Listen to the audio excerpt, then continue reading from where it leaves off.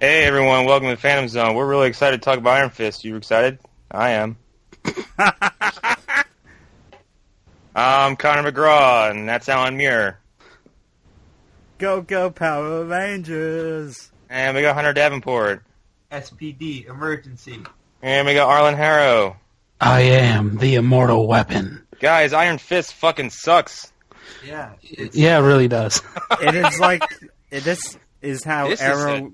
This is what would have happened like 5 years ago, if Arrow... Holy God. If Arrow shit the bed even, eternally. It's not even like... It's not bad like Daredevil, the movie, or Spawn was bad. It's bad like... 35 minutes to the first episode, I was like, is he going to get pushed out of one more building? Because that seems to be all that's happening. Yeah, no, they just... This whole show so far is... Danny Rand talks to I'm someone Danny Rand. No, you're not. Yeah.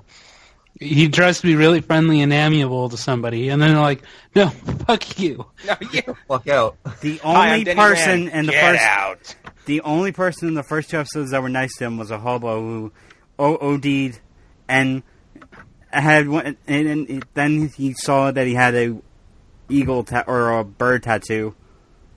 Right. That Was that a reference to something? I don't know. Was that supposed to be like an Easter egg to something that I'm unaware of? This is a time where we might need Chris here. We'll ask him on the next episode, assuming he's on it. But well, if you notice, for what?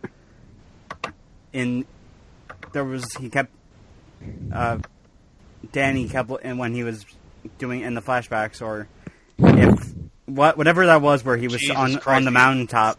The fucking flashbacks. Oh, yeah, Flashbacks that have yet to go anywhere. Can we talk about the shitty the blur effect? oh god, it's so annoying. It is so bad. When they crudely draw a bunch of white lines on him, Yeah, it looked like it was done with MS Paint. Yeah, They figured out how to use Photoshop. Yeah. Right. That seemingly went away after episode 1. oh no, it's still there. It comes I back. missed it. No. I must have been kind of going in and out.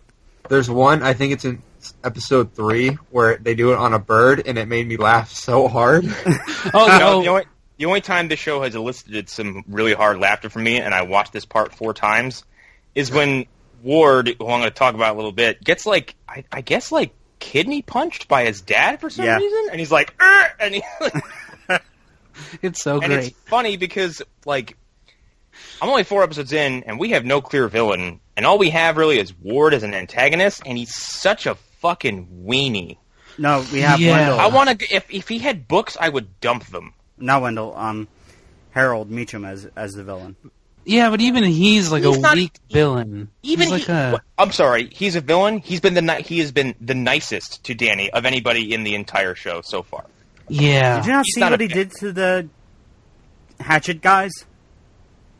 I mean, That was a I'm season- sorry. One of them, because one of them punched his daughter in the face. yeah, that's It wasn't- nefarious. it wasn't even That's the not right one. villainous. I mean, that'll do it. He killed an innocent Yeah. man. I mean, yeah. Oh, yeah. I'm sure the Hatchet dudes were just totally innocent and never done anything wrong in their lives. Yeah. At the 4-episode mark, he's nefarious at best. But for 4 Also- episodes, he stays in his house and kind of gets chummy with his like intern, who Right. is terrified for some reason. He thinks he's gonna get raped. And then I mean, most my likely. God. And then he sleeps in a glass boy. coffin. I was very confused.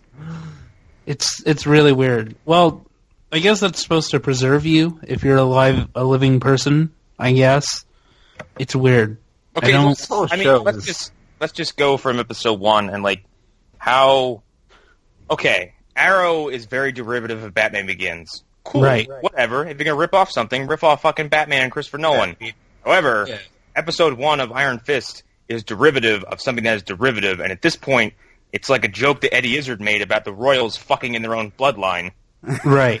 You just get diminishing returns. This is the diminished return. It's fucking lifeless. I don't care. Right. And you want to know what the real big difference is? The fight choreography in Arrow, it's good. And that's a problem I'm having with this entire show. Is the fight choreography is fucking terrible. Oh yeah, that first encounter with the security guards in episode 1. Finn Jones clearly has never thrown a punch in his life. Yeah, definitely. He also he looks awkward, and even his Tai Chi looking movements are weird. Remember when he was on that episode of Sarah Jane Adventures with Matt Smith? I do not remember that. No. He played I do not remember that. Joe Grant's grandson. Alan, you want to know how many episodes of the Sarah Jane Adventures I watched? Huh. None. I watched a lot. I really like that show. I watched a clip with the Zygon in it. That's about it. Yeah. One time I scrolled past it on TV Guide. Yeah, I went past on Netflix once. I was like, nah, I'm good. I don't need to watch this. I don't need to watch that. K9 is not something I need to invest in. No thanks on yeah, TV. Episode 1 is 40 minutes. 40 minutes of him telling people he is who he is, and them going, nah, dude. Get out of here. Right. Get out of here, you hobo. Get out of here. There is so much filler in the entire second episode could be disposable. Which is the episode where he was in the asylum. Yes, that episode doesn't need to exist. Yeah. These first 4 episodes could be one episode. Yes, it could. And as far as being derivative, episode 2, did anyone watch the Mortal Kombat Legacy shorts that Kevin... I have. Yeah. They're all great. Episode 2 reminded me of the Raiden short, which was awesome. And this was not 4 awesome. times as long and didn't go anywhere. Yeah. I mean, didn't they replace... I'm Danny Rand. No, you're not. Maybe you are. Bye. I mean, and even Here, the I'm going to send you some show. M&Ms. So let's see if this test works. Oh my god. Okay, I feel like there's so much to talk about. Like, it's every time someone brings up something, I have to divert. But yeah, too sure. much. Let's talk about Joy and how her character is completely fucking written all over the place and acts like a nice person in one episode, and the next episode is completely villainous. Yeah, she's bipolar as fuck. Yeah, she doesn't have a character. She just has lines that she has. No, she has lines. Her character is moment to moment. Like when she's with Ward in a room, she's a complete corporate bitch.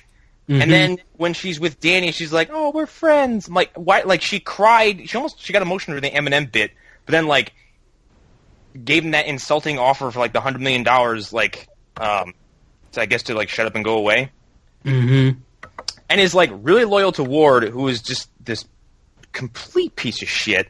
Yeah, oh wow! I did not know this. Even his face, kind of. I just want to. Oh my god! I want to mess his hair up. Yeah, he looks like. I feel like I could push him over and he would fall and break all 4 of his limbs. He looks like such a weenie. That's the greatest thing ever, because I know that he's played like baddies before, and he's played he's so weird in this show. As the primary antagonist, I shouldn't look at him and go, God, I just want saying I want to punch some dude in the face because I don't like them is one thing, but I want to punch you in the face because you're so pathetic and pitiful that it just needs to happen. And I'm not a bully. So, but he makes me want to bully him. There's actually a Game of Thrones connection here with Finn Jones and Jessica Henwick. Oh, wait, she was in Game of Thrones? She played Nymeria Sand. Oh, I completely forgot about that.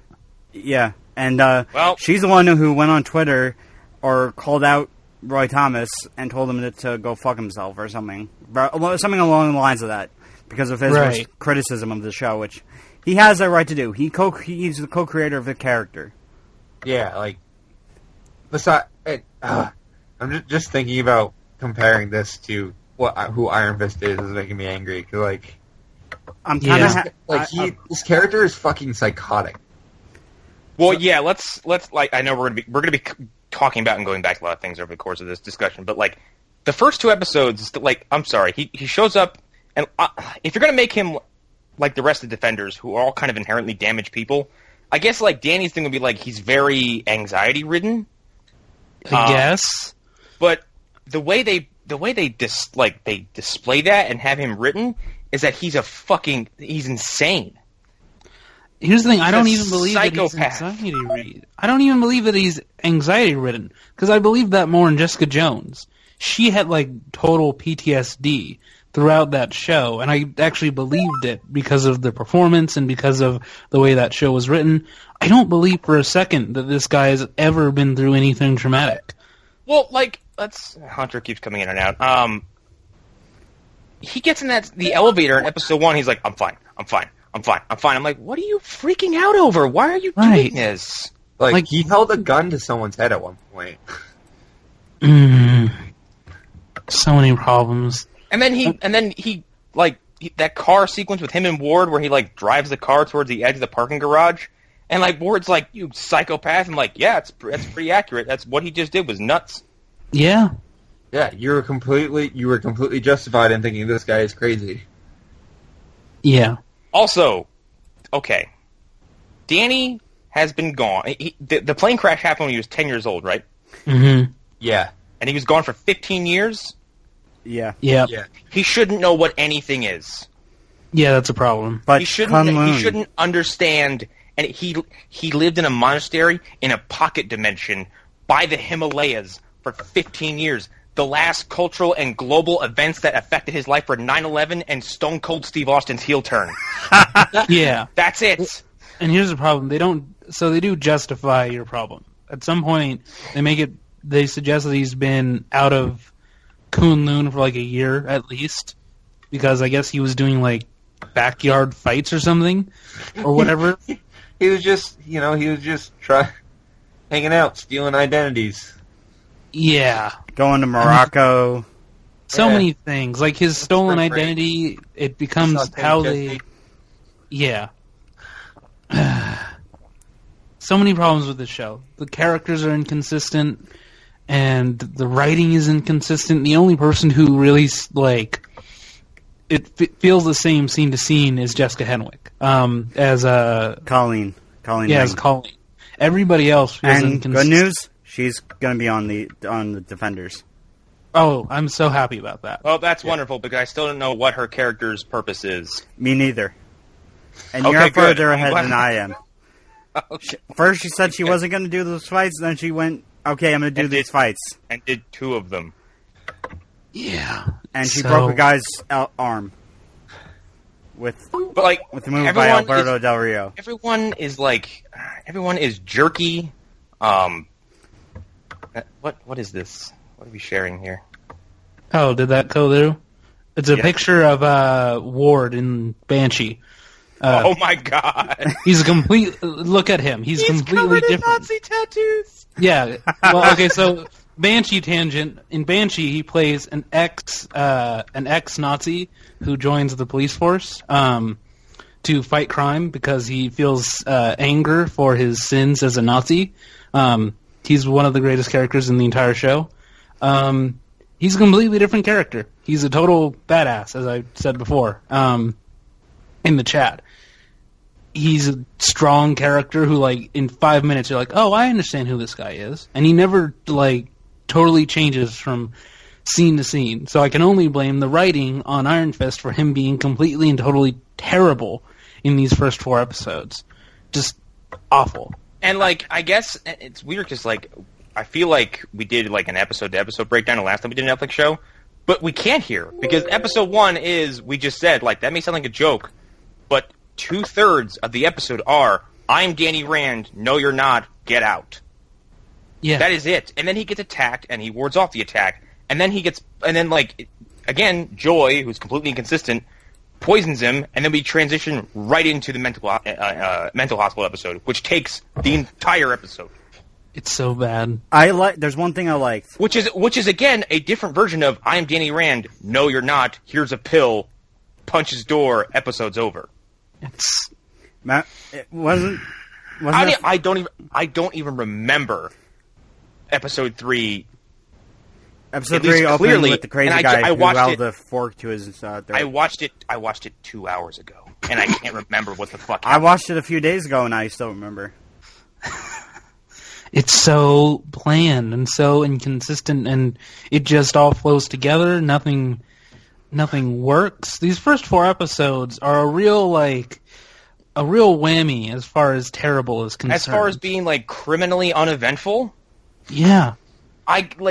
Dragon Ball Z has less filler, and Dragon Ball Z is, like, the ultimate in filler jokes. Right. Like, it's a show. Can I kill you now? The most what? Never mind. is a show where the most action that ever happens is Danny sits down and talks to someone. Yeah. And those are the most compelling scenes. Every time it just cuts to him sitting there and talking to someone, I want to literally like jump out a window. It's so bad. Yeah. Well, he has this childlike enthusiasm to him, which makes sense if you disappear at the age of 10. Yeah. And really grow up like the rest of the world does. But then it's not real. This feels like an edgy Disney project. It does. I see what you mean. It feels like a Disney Channel TV show from the early 2000s. It's also like, comparatively speaking to Jessica Jones, Luke Cage, and Daredevil, it's offensively sterile. Like, nothing happened. Nothing of any weight happened to anybody. The only thing I've seen so far that made me go, ooh, is someone took a sword to the head, and that was it. It's really bad. And that was a ripoff scene from Walking Dead Season 3. Yes, because Walking Dead is the only show or any medium ever to ever put a sword through someone's head. No, except it was a machete in Walking Dead. Oh, I know what you mean. It was the same type of... I'm talking about the same type of effect. Okay. Oh, and the effects in this show. The moment I saw a fake... No, okay, there are fake falcons throughout this show. I don't know if you remember this. I didn't even notice. There are fake fucking birds that look like clip art from a fucking PowerPoint. Yeah. It's almost like Birdemic, but it's just like right on the edge. So it's not like as bad as Birdemic. You're like, by Trauma? Yeah. Okay, we all know what Birdemic is. Don't you talk shit about Trauma. Hey, I love Trauma. Good. But no, Birdemic is people with the coat hangers and obviously fake birds. This is almost as bad as that. It's just right on the edge. And so many other things about the effects in this show are just terrible. That when Danny almost gets hit by a taxi, it's obviously a fake taxi. And it's obviously shot on green screen. Is that when he backflips over the car? Yeah. Okay. Full fucking flip. I laughed at that too because like everyone around him is just fucking nonplussed the fact that he just did like this incredibly amazing thing, and he just leaves. So many things wrong with Although tying to what I said earlier, when someone said if you are a character in the MCU, you are not permitted to say the phrase "that's impossible." Oh yeah, definitely. You're not allowed to. You can't. Aliens came out of a hole in the sky. Fuck off. Even if this is a pocket universe, as I've theorized, where everything after the events of the Avengers, none of that happened. The only thing that actually happened in this universe is what has happened in New York. Even if that holds, there are still people who know Luke Cage exists. You still have a bulletproof man, a blind ninja, and a superwoman, like a superpowered woman, within blocks of each other. Who killed a rapist, and it was on television. She killed her rapist, and it was a widely televised story. She's well known for having gotten off because of her lawyer made a deal. So many problems with this. Again, Luke Cage was in the news. There's no way that if you were living in New York, you did not hear about him. But like it's like 3 episodes before, because the immediate knee jerk of like, you can't be who you say you are, despite the fact that you've given out intimate details of our lives before. It can't be you, right? And to make things and then it took a fucking stupid Eminem gag to get it over. Like, yeah, and also, so let's talk about the real Hogarth. I believe not yet. Not yet. You sure? There's something I want to talk about. That there's a real bitch move by Joy Meacham. She's living in Danny's old house. I mean, which? Oh yeah. Why did she think that would be okay? That's what I mean. Like, and that's what I said before. Like, Joy's character is is all over the place because, like, you live in his old house, and then you have the balls to say something like, "We're not your family. We don't want you here," and then you're nice to him 2 hours later. Eat shit. Yeah, like, why are you such a bitch? What the fuck? God damn it! I just want shows that are consistent. And if it's supposed to be like her putting on a front for Ward, it's conveyed terribly. Because she just seems like two different people when there's certain people around. She just looks flaky. So crazy. So, I think so. When does Hogarth show up? Does anybody remember exactly when she shows up? I think it's episode 3, which is honestly when Hogarth showed up, the show kind of lit up a bit because I was like, oh fuck, thank God. Yeah. Someone with some bravado here, like. Yeah, someone with some 3. enthusiasm. Some prestige behind them, because Carrie-Anne Moss, one, is amazing, and like Hogarth's character, I know for a fact, is a take no shit badass. No, right. She does not put up with anyone's bullshit. Exactly. I was like, finally someone who is not pathetic. I was hoping she would just like shake him around a little bit, like, hey, fucking stop. Yeah, stop being a weird little child. Stop being a fucking ball and sit down. Yeah, I do think when he tells her that he's the Iron Fist, and she's like, okay, like, oh, well, you've met the Purple Man. You know crazy shit is possible, but I was over that very quickly because that was something I was going to bring up before about the Mental Institute episode. When he is telling the doctor, he's like, I am the Iron Fist. I'm like, I'd fucking commit you for the rest of your goddamn life if you told me that. I know, I was expecting that to happen. I would never let you leave that hospital. Mm-hmm. Actually, here's the exact summary. The MCU. He does not believe it and diagnoses him with an anxiety disorder caused by trauma. Okay. That doctor. He really pissed me off because he does a total turn at some point and suddenly believes him. But then he tells him he has to stay because of the trauma. And it's just like... Then Roman Reigns, man! Superman punch. But they can't say Superman because it's Marvel, not DC. Yeah. So many things. Oh, and here's the thing, like it's. Has anyone here seen the story of Ricky Ho? Yes. Okay. Remember the movie how Ricky Ho just walks up to the outside of the prison and punches a fucking hole through it and leaves? Yeah. And he could have done that at the beginning of the movie?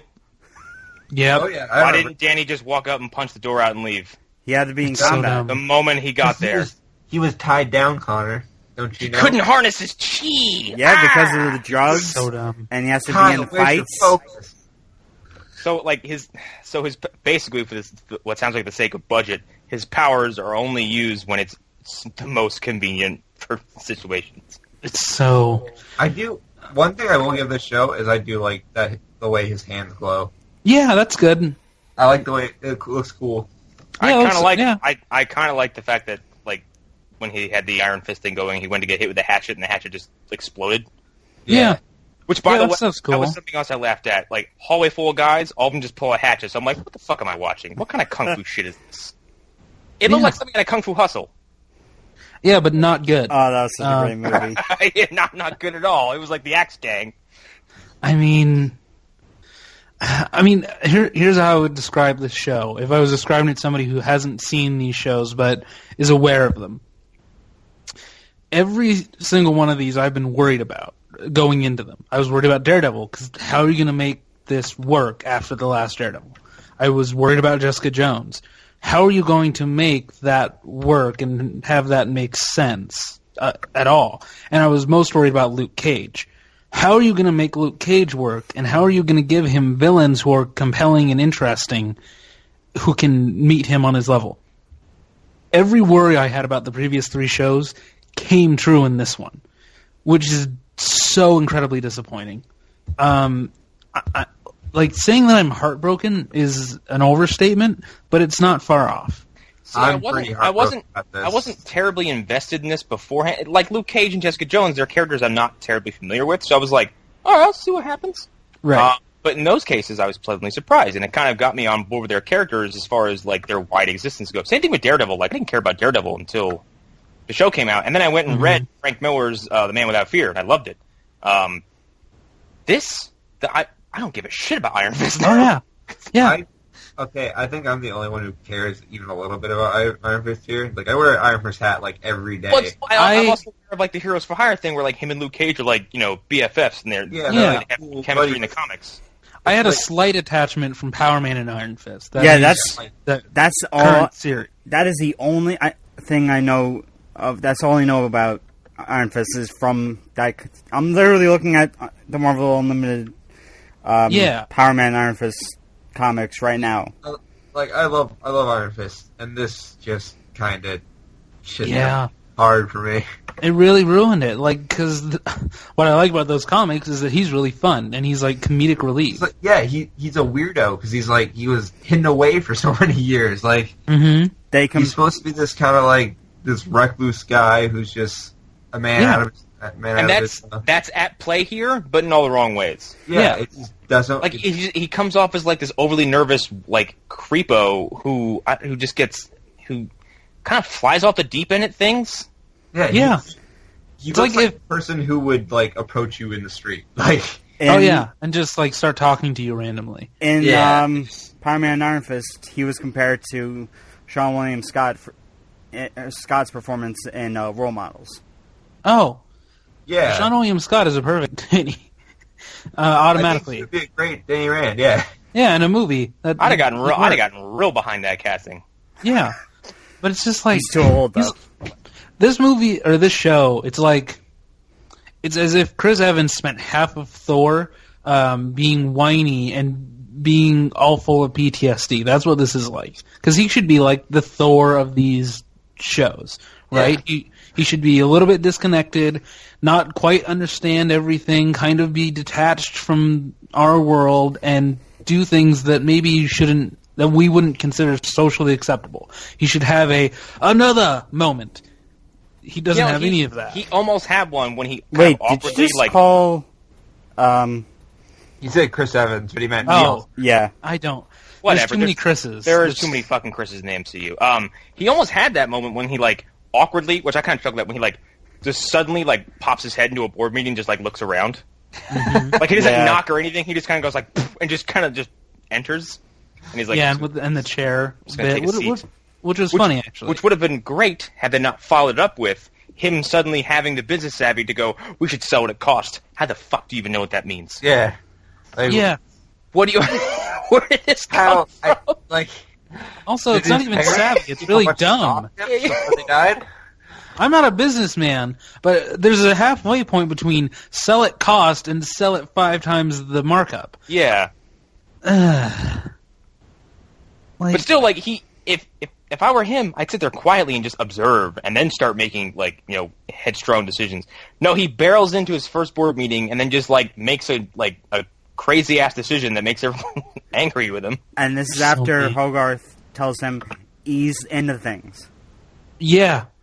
And here's the thing, that's a perfect moment to show how detached he is. But they even find a way to mess that up. Yeah. He's a child. And there's the moment before Hogarth tells him to ease into things. He immediately goes under his dad's old desk to check out the stickers. Here's the thing, in all 4 of these episodes, that was the first moment where I was like, I actually like this. And then it just went away. Anything other than Hogarth, I was like, this is really boring, can this move on? Can we get going? Do we have to do this for 4 episodes? And then the death thing happens, and then it's just another, drop off into terrible. And I just can't. Well, and then more inconsistencies. Like, Ward seems determined, absolutely determined to stop Danny at every turn. But then once they have that meeting with his father, with Meacham, he almost completely changes his tune to not really buddy with him, but he tolerates him all of a sudden. You mean not Meacham? You mean what's it? Matthew Modine from Dark Knight Rises? No, dude, don't you dare talk shit about Faramir. I will fucking hurt you. Yeah, he's actually okay. He's the only character I was like, I like this dude. I love that actor. I think that actor's incredible. He's the only one who had any kind of the way he treats Kyle. I find fascinating because Kyle is clearly terrified of him, but I don't think Jim has any ill intentions with him. He just no, I just need some dude here all the time who can just hang out and type shit. I liked there's a scene I liked where he brought about what his father used to do to him when he'd say sorry or make a mistake. Mm-hmm. That's why I liked him, because you'd think that as he's set up as a villain, you'd think he was going to unload this dude with his belt. And then he just puts away. He's like, nah, I'm not going to do that. That's and he says, I miss my father. Yeah. He's definitely the best character in the show. Oh my God. Well, he's the most fascinating because he's a dude who's had to live the last how many years in complete secret? Like, he's not allowed to go outside? Yeah. So that means, like, fascinating character. He only sees his piece of shit son, who he's, like, obviously resentful of, and he would love to see his daughter, and he gets to see her in episode 4, I believe it is. And like, he is also the first character to be openly nice without any kind of, like, well, as far as we know, any ulterior motives to Danny. Like, he sees him, he's like, welcome home. Like, sincerely. And he seems like a nice guy. He also tried to protect Danny, and then Ward tried to have him killed in the mental institute. And that's where the kidney punch comes from, which I thought was, again, hysterical. So I just found this on Marvel Unlimited. There is a Spider-Man 3 tie-in comic written by Bendis and Bagley. Alan, I swear to God, you need to stay off Google when we're doing these shows. I'm not on Google. You really do. I'm in Marvel Unlimited. Going through comics. No. Stay off the web pages. All right. Yeah, seriously. Here, Alan, close up Google Chrome. Yep. How'd you know I had it open? Because everybody uses Google Chrome. Because if I you use Firefox. Because I'm gonna fucking kill you. We do not believe you for a fucking second. I'm sweating. There's no way you. I'm sweating. Firefox. Alan's like, I use Internet Explorer. When I boot it up, I go make a nice cooked chicken because I have to wait that long for it to boot up. I have a second computer that runs Netscape.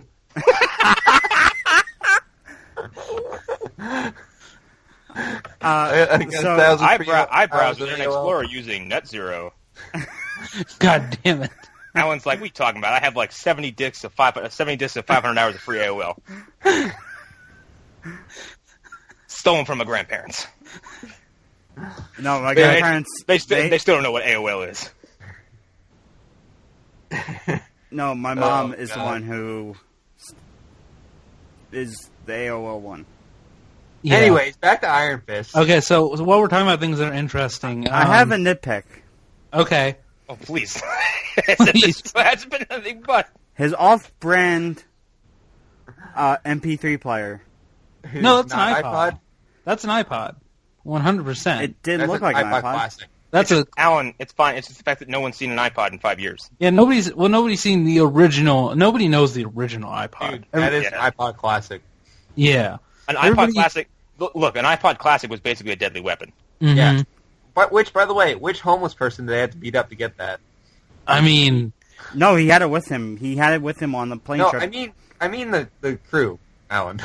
Well, I know I actually have not a working one, but I do have a third generation iPod Classic. So it's not completely... Wait, he had the iPod in the plane crash, right? Yeah. Yeah. How did he charge it? Hold on. Now Kunlun has a Best Buy, guys. It's very lonely. So okay, the show takes place in what? 2017. I guess 2017. Well, or 2015 actually. Actually, so Defenders only takes place a couple months after Daredevil. So this is all within. Yeah, so this is all last year. Assuming takes place after Avengers. 15 years before last year. Okay, I was wrong. He might not have even seen 9/11, and the iPod came out October 23rd, 2001. Mm-hmm. Well, I mean, Andrew Littler brought this up on Facebook. Hi, and I said, well, it's because he was rich, and he got an early version of it, which is, I don't know if that's an actual explanation, but I just like to think that rich people get things early, so maybe that's true, maybe it's not. I don't know. Did anybody else get some bad Amazing Spider-Man 2 vibes from the plane scenes? Yeah. I guess. They're very similar. We talked about it a lot yesterday. I kept thinking that'd be really funny if Bane was in the background of that. One of us has to be in the wreckage, brother. Stay still, Danny!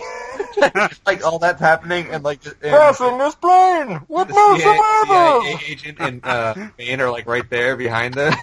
God damn it. This is all taking place in the first class section of the same plane from Dark Knight Rises. Yeah. Little fingers, yeah. You just hear from behind the door, like, little loyalty for a hired guy! Littlefinger stabs him in the back. You shouldn't have trusted me. God damn it. Oh, okay. boy. And then the back of the plane, the Parkers are getting assassinated. Yeah. Okay, so let's talk about things. And Leslie Nielsen is in the cockpit. God damn it. Motherfucker. Don't call me Shirley. You disgraced the memory of a dead man. Kareem Abdul-Jabbar. And Peter Graves. Oh shit!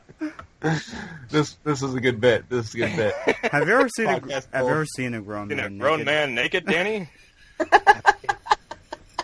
Dude, after Heather Rand gets sucked out of the top of the plane, Leslie Nielsen pops it and goes like, "I hope you know we're all counting on you. Good luck." Leaves. Oh boy. Oh Jesus. So many things. So much, didn't we? They were talking about Airplane. Yeah. It broke new ground. Amazing Spider-Man 2. Let's talk about the hand. Oh yeah. Yeah. Let's talk about how it doesn't make sense that they're here or the chest. Somebody else who popped up that got me really excited was Madame Gao. Like when the lights go out in the apartment, she's like, "Let's go for a ride." I was like, "Fuck yeah!" She was in season 1 of Daredevil, right? Right. Okay, so in these at least in these first 4 episodes, I wasn't happy about her being Hand because in my head she wasn't the Hand. I mean, they do explain it later, but it bothered me a lot. Who was the guy that the Hand guy or the former head of the Hand that in Daredevil season 2? Yeah, that Matt fought. So that was Nobu. And, okay, so this is the first time that I'm going to really reach into later down in the series. So we learn eventually, and it kind of fixed my problem with these first 4 episodes. Kind of didn't. I'm still a little bit confused about it. The implication that we get is that there are multiple divisions of the Hand. That it's like the church. It's like the Christian church. I mean, you got the right, the left, and then you got the foot. Right. Yeah, definitely. God damn you. And then there's Shredder. So my understanding, what I'm going to guess here, is that Gao is part of the Chinese division of the Hand. Nobu was the head of the Japanese part of the Hand. And a character that we eventually meet, I'm not going to say his name just because I can't remember it. I'm going to guess, is a member of an American breakaway of the Hand. So again, it does make it easier for me to accept it. I didn't want to say it because I wanted to. It is actually a good reveal when it happens. I mean, I see and you've told me, and other people have told me that this show gets exponentially better the later it goes. Yeah, until like the last 2 episodes. Especially. The last episode, as well as the first and second, were written by Scott Buck. Yeah, and the last episode is terrible. All right. I wasn't following the development of this show. What the fuck happened? Oh, okay, so... All I know is there was problems. I don't know what problems they were, because I didn't follow really any developments in Netflix shows. I don't follow Netflix developments. I'm like, all right, when it happens, it happens. Yeah, I follow this stuff pretty close, because I'm a total fucking dweeb. So this show took the longest to get a showrunner.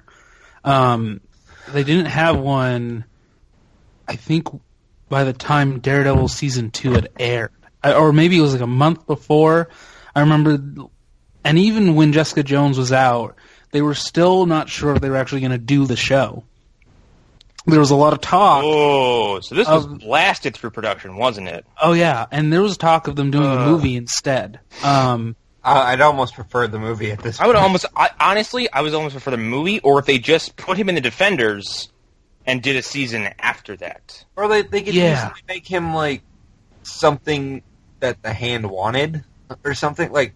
I feel like he could almost be like a plot point in the Defenders. Like, yeah, well, they kind of hint at that, like, because they've suggested that there's like people who are themselves weapons. They are living weapons, like Danny is. Ellie or Elektra was a living weapon. That little bald kid in the first season of Daredevil, he's a weapon. Mm-hmm. And the Hand and the Chase are always competing to get these weapons. My guess is that Kunlun might be an early version of the Chased. That was a problem. That's a problem for me. That there are two... Is there any relation to Doctor Strange's area of teaching? I can't remember what the hell that was called. Was it the same? It might be the same idea. Not the same. Because they don't mention Kunlun. There's a Chinese city, but it's not Kunlun. Well, in the comics, at least, it's not. I don't think it's related. Yeah. But I think maybe a little bit in terms of the MCU. Cause it's like, that's what I mean. Like, it seems... I don't remember where he goes to learn, but it seemed kind of in the same neighborhood. Yeah, like... It's also a similar thing, where it's like, it's weird mysticism. Yeah. Okay, so Strange is in Nepal. Okay. Kunlun is definitely in the same area? That's the thing. Like, there are these warrior monks here, and then there are these, like, science wizards over here, and they're literally, like, maybe an hour away from each other, as far as, like, walking time or driving distance, at least. So it is very confusing. And then there's supposed to be another secret city, Sanctum Sanctorum in China. So you have 3 of these supernatural places very close to each other, and they're completely unconnected. That's why I do buy into my pocket universe theory, that this is a separate dimension. Yeah, I mean, okay, so so it took long to find a showrunner. Yeah, and who the fuck is Scott Buck? Like, what is he?